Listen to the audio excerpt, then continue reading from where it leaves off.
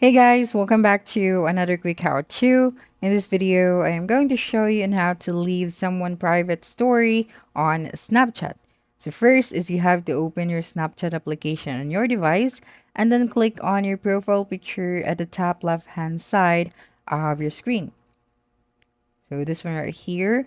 And then just have to scroll down and look for the My Friends section and then just click on it. So you just have to select the friend that you want to leave a private story from. For example, the first one. So you just have to press and hold that specific profile or user and then go to the story settings section.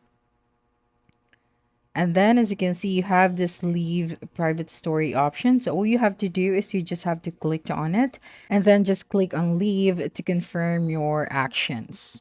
So let's go back to the user now. And then when you clicked on it and go to the story settings, as you can see, you don't have that option anymore because you have successfully leave on the private story on Snapchat.